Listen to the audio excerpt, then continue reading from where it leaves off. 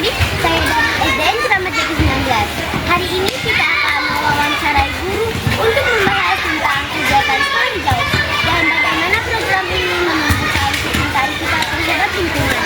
Kita sudah bersama dengan narasumber kita yang bernama Bapak Sidi.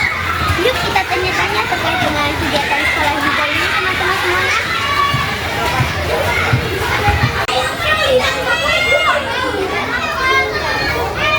Nah teman-teman, kita sudah bersama dengan narasumber kita. Pak, boleh saya bertanya? Boleh. Apa yang menjadi dasar dan tujuan utama dari kegiatan sekolah hijau ini? Dasar utamanya ya, itu kesadaran akan pentingnya lingkungan ya yang sehat untuk proses belajar mengajar. Tujuannya untuk menambahkan karakter peduli lingkungan pada siswa melalui kegiatan positif menciptakan lingkungan sekolah yang nyaman dan sejuk dan meningkatkan kerjasama antar warga sekolah.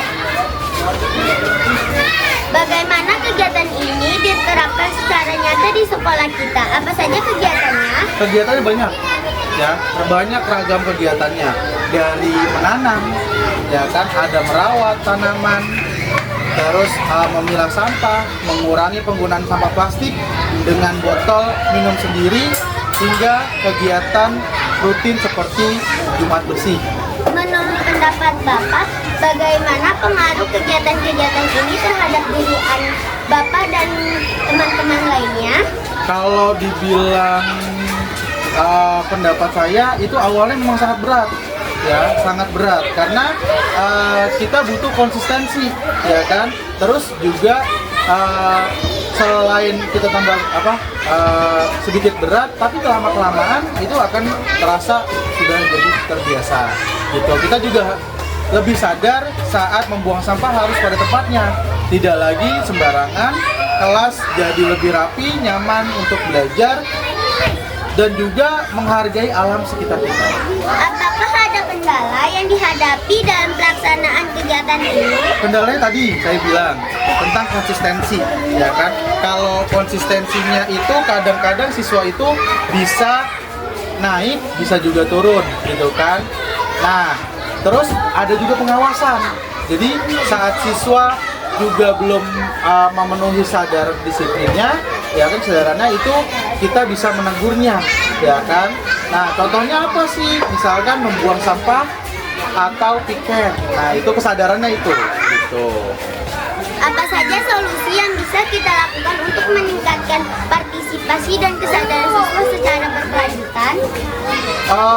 Itu ada di kampanye, ya. Kita butuh kampanye yang menarik, edukasi yang berkelanjutan sehingga mengenal cara daur ulang sampah, menerapkan sanksi pendidikan bagi yang tidak disiplin juga bisa membantu itu semua.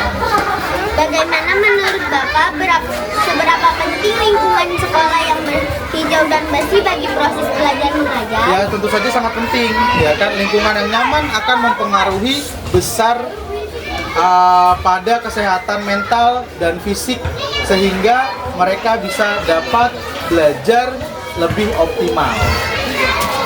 Apa harapan Bapak Sidi dan teman-teman untuk kegiatan sekolah hijau ini di masa depan? Harapan saya itu bukan hanya kegiatan seremoni ya. Jadi kita punya kegiatan ini bukan semata-mata ada kegiatan ini doang gitu, tapi benar-benar menjaga bagian dari gaya hidup semua warga sekolah.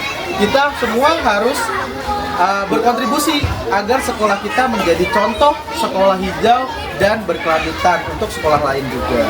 Terima kasih atas waktu dan informasinya. Semoga program sekolah hijau ini Sama-sama. Jadi teman-teman distrik dimanapun berada, kita sebagai warga Indonesia, khususnya warga DKI Jakarta, kita wajib mendukung kegiatan sekolah hijau ini karena dapat membuat kita menjadi lebih nyaman dalam belajar dan lebih fokus dalam belajar juga. Selain fokus dan nyaman, kita juga bisa mendapatkan oksigen yang bersih yang membuat badan kita menjadi lebih segar. Karena efek oksigen yang bersih tersebut, karena itu saya mengajak teman-teman distrik yang berada dimanapun untuk menjaga dan melestarikan lingkungan hijau terutama di sekolah dan dimanapun kita berada ya. tetap semangat dan tetap jaga lingkungan kita tetap hijau ya. Akhir kata saya ucapkan terima kasih. Saya Febriana Adela Putri. Sampai bertemu lagi teman-teman di lain waktu. Wassalamualaikum, lestari bumiku.